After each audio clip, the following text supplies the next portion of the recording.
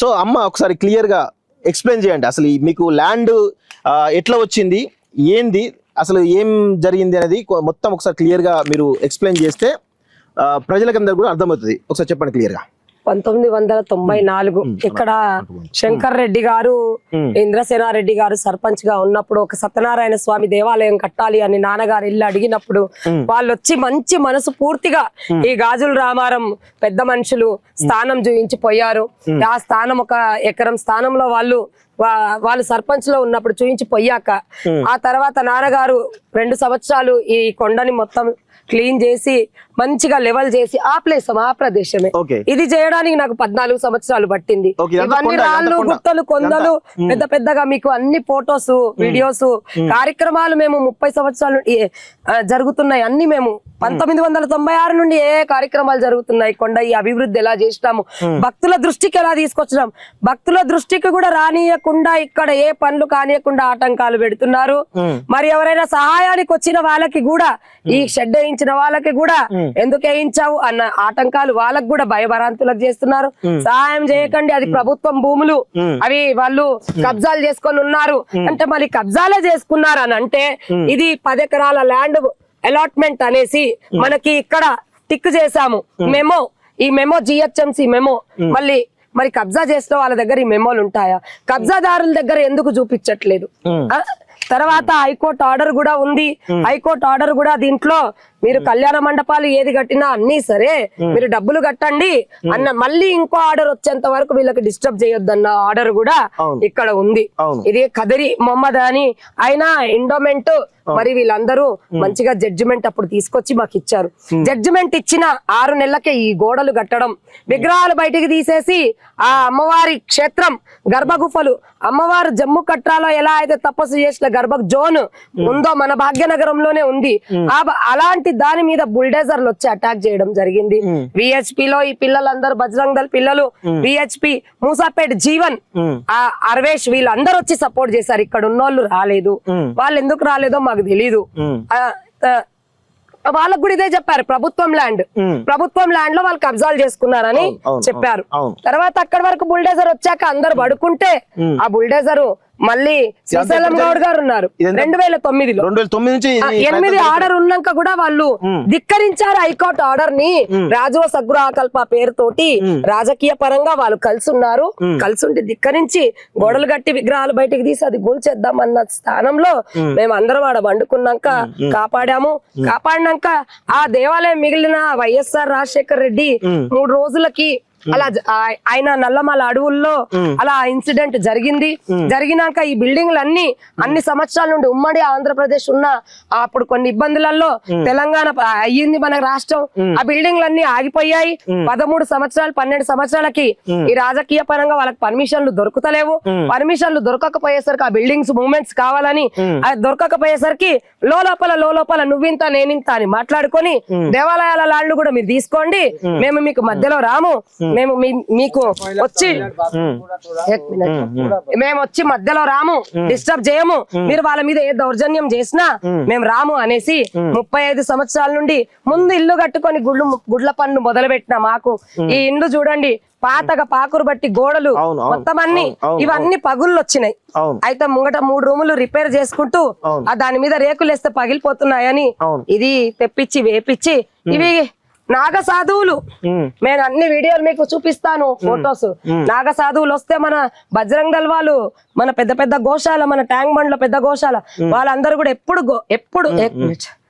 ఎప్పుడు నాగ సాధువులు వచ్చినప్పుడల్లా నేను ఫోన్ చేస్తే మన హిందూ వాహిని విశ్వ హిందూ పరిషత్ వీళ్ళందరూ వచ్చి నాగ సాధువులతో కలిసి ఇక్కడ ఉండేవాళ్ళు.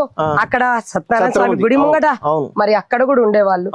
మొత్తం క్షేత్రం మీద వాళ్ళు వచ్చి వాళ్ళకి నచ్చినట్టు ఎక్కడైనా వాళ్ళకి వంటలు చేసి పెట్టడం, వాళ్ళకి సేవ చేయడం నా సనాతనం. వాళ్ళు ఎక్కడ కాశీ హరిద్వార్ నుండి ఎక్కడెక్కడో జూనాగఢ్ నుండి వస్తారు. జూనాగఢ్ గుజరాత్ గిరినార్ అక్కడ నుంచి వచ్చేవాళ్ళు వీళ్ళందరూ. మన బ్యానర్లలో ఫొటోస్ కూడా వాళ్ళ గురు పరంపరలో వాళ్ళ దగ్గర శిక్షణ తీసుకొని ఈ రోజు నేను కామాఖ్య అమ్మవారిని కూడా కూర్చోబెట్టుకొని ఈ 3 రోజులు అమ్మవారి సాధనలో ఉన్నాం. 5 రోజులు అంటే నిన్న నుంచి 25వ తారీఖు వరకు ఇది దీక్ష సాధన జరుగుతూనే పూజలు, నిన్న రాత్రి హోమం కూడా జరిగింది. కానీ ఈ క్షేత్రము భక్తులకే ఉండాలని మేము కాపలాదారులమా ధర్మకర్తలమా మర్చిపోయాం. మేము పనోళ్ళమా ఏమీ తెలియదు మాకు. ఒక ధర్మకర్తలుగా ఉండి ఇవన్నీ చేసుకుంటూ మా చేతులారా మేమే అన్ని పనులు చేసుకుంటూ కొంచెం ఉన్న పైసలలో ఉన్న డబ్బులలో మేస్త్రీలకు పెట్టుకుంటూ కళ్యాణ మండపాలు కూల్చేశారు చూడండి. అది కూల్చేశారు. ఇప్పుడు ఉండడానికి కూడా చిన్న చిన్న పిల్లలు మరి మమ్మల్నే జరిపేస్తే ఇదంతా కబ్జా చేసుకోవచ్చు అన్న ఉద్దేశంతో ఇక్కడి నుంచి మమ్మల్ని జరపాలని, తర్వాత ముందు కూడా మా నాన్నకు కూడా 5 ఎకరాలు నీకు 5 ఎకరాలు మాకు గుడికి 5 ఎకరాలు చాలు అని వస్తే మా నాన్న వాళ్ళని తరిమేశారు. ఎవరు అప్పుడు లోకల్ లీడర్స్. ఓకే, అంటే ఎవరైనా ఎమ్మెల్యేలు ఉండేనా అప్పుడు? ఎమ్మెల్యేల మనుషులే వచ్చారు. ఇక మాకు అట్లాంటి ఏదైనా చెప్పంగానే ఇట్లానే అటాక్స్ అవుతున్నాయి. పేర్లు చెప్తే అటాక్స్ అవుతున్నాయి. తర్వాత 2000 గజాలు ఒక ఎకరము మేము చూసుకుంటాం అన్ని, 1 ఎకరం మాకు వదిలేయండి. ఉన్నది ఏముంది ఇప్పుడు మీరు చూస్తున్నారు 10 ఎకరాలలో ఒక 4 ఎకరాలు కూడా లేదు అక్కడ ఇక్కడ. భక్తులు వస్తారంటే ఇది అన్ని పార్కింగ్లకి బండ్లు పెట్టుకోవడానికి కూడా సరిపోవట్లేదు. 10 ఎకరాల ల్యాండ్ ఆ పెద్ద మనిషి అలాట్మెంట్ చేశారంటే ఎంత మంచి మనసుతోటి. ఇది రాబోయే కాలంలో భాగ్యనగరంలో పుణ్యతీర్థ క్షేత్రం యాత్రాస్థానం జరుగుతుందనే ఇది నల్లగుట్ట నరసింహస్వామి స్వయంభు నరసింహస్వామి వేసిన అడుగులున్నాయి. మన ఒడ్డరామెకి ఈ వైష్ణవిదేవి క్షేత్రం రాళ్ళు కొట్టుకుంటుంటే బయటికి వచ్చి ఆ అమ్మవారు కాళీ అమ్మవారు బయట కనిపించి ఆమెకి దర్శనం ఇచ్చిపోయిన స్థానం మన వైష్ణవిదేవి స్థానం. ఇది కూడా కూల్చేసింది స్వామి. ఉండడానికి రండి. కిచెన్ రూమ్ మొత్తము ఇవి ఇట్లా పగుళ్ళు చూడండి, ఇదిగోండి ఇక్కడ చూడండి. ఇవి ఎప్పుడు పగిలిపోతాయో అన్నట్టు మేము రిపేర్ చేసుకొని కట్టుకొని లోపల ఉన్న బట్టలు అన్ని బయట పడేసిండ్రు. సెల్ఫ్లలో నుంచి అన్ని బయటకి తీసేసి ఇక వాళ్ళే మొత్తం అన్ని బయట పెట్టిండ్రు. ఆ ఫిష్ ఎంపోరియం మొత్తం పగలగొట్టేసి ఇది కిచెన్. అయ్యో, ఇప్పుడు ఎంతో మందికి అన్నక్షేత్రం. ఇది నాకు కిచెన్ కాదు, నాకు కిచెన్ కాదు, ఇది ఆశ్రమం కిచెన్. భక్తులకి ప్రసాదాలు అమ్మవారికి నైవేద్యాలు పెట్టుకుంటూ ఎంతో మందికి భోజనాలు పెడుతున్నా క్షేత్రం ఆశ్రమం. మేము ఆశ్రమంలోనే ఉంటున్నాము. మేము బిల్డింగ్లలో ఇల్లు కట్టుకొని బంగళాలు కట్టుకొని బండ్లు కొనుక్కొని బంగారాలు కొనుక్కొని దేవాలయాలు అడ్డు పెట్టుకొని దేవాలయాల పేరు మీద సంపాదించుకొని మా నాన్న బతకలేదు, మా అన్నదమ్ముళ్ళు బతకలేదు, నేను కూడా బతకట్లేదు. మేము ఇక్కడంతా కష్టపడుకుంటూ ఈ క్షేత్రాలు ముందుకు తీసుకెళ్తున్నాం. ఇది గోశాలనా? ఇది గోశాలటన్నా.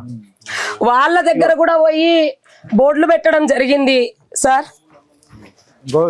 ఓకే, ఇదంతా గోశాల. ఇదంతా గోశాల. ఇదంతా గోశాల.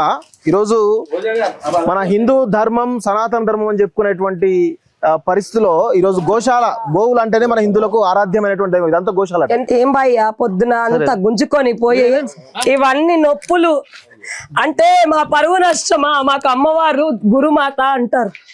గురుమాత అంటే మా గురువులు నేను సన్యాసం తీసుకోవడానికి పోతే 2019 నాకు మళ్ళా వచ్చి మా నాన్నకు అప్పచెప్పి పోయిన నాగసాధువులు వాళ్ళు. నీకేం కావాలంటే మేము శిక్షణ ఇస్తాం, మా ఆశీర్వాదంతో నువ్వు క్షేత్రం మొత్తం బాగా చేస్తావు, నువ్వు సమాజము భక్తుల కోసం సనాతనం కోసం బతకాలని చెప్పి నా గురువులు తెచ్చి మళ్ళీ ఇక్కడ వదిలిపెట్టి పోయి సన్యాసంలో వస్తే ఏమీ ఉండదు, నువ్వు సమాజంలో ఉండి సమాజాన్ని సరిదిద్దు అన్నారు. సమాజాన్ని సరిదిద్దడానికి నాకెక్కడ ఉంది? నేను గురుమాతను ఎక్కడ అయ్యాను? నాకేముంది? ఏం చేస్తున్నారు? నా ధర్మమే నాకేం చేస్తుందా నాకు అనిపిస్తుంది. ఈ క్షేత్రమే నా ప్రాణం పోయేంత వరకు కూడా వాళ్ళు ఏం ఇరగొట్టినా మెడ నరికినా ఇక్కడే చచ్చిపోతా, నాతో పాటు పిల్లలందరికీ కూడా ఇక్కడే. ఎందుకంటే మేము దేవాలయాలను నమ్ముకొని ఈ క్షేత్రాలు ఎదిగించుకుంటూ ముందుకు పోవాలని మేము ఆ ఉద్దేశంతో ఏం సంపాదించుకున్నాం భయ్యా? మాది ఏముంది చూడండి. పాత గొడవలు అక్కడ పర్రెలు వాసినాయి, తీయండి సార్. పొద్దున పర్రెలు సార్, పోలీసులు ఈ పర్రెలు వాసినాయి. ఇవి ఎప్పుడు పడిపోతాయి? ఇదంతా రాజీవ సగృహ కల్ప బర్మాలు పెట్టి పెట్టి పోలీస్ కంప్లైంట్లు ఇస్తే వాళ్ళు వస్తారు, ఆపుతారు. వాళ్ళకేదో దొరికేసరికి, పోలీసు వాళ్ళకి ఏదో దొరికేసరికి అనొద్దు అంటారు. మళ్ళీ ఉన్న వాస్తవాలు పలకద్దు, ఏది చేయొద్దు, వాళ్ళు వచ్చి ఇలా చేసుకుంటూ పోతా ఉంటే అనకుండా నేను ఎలా ఉంటాను?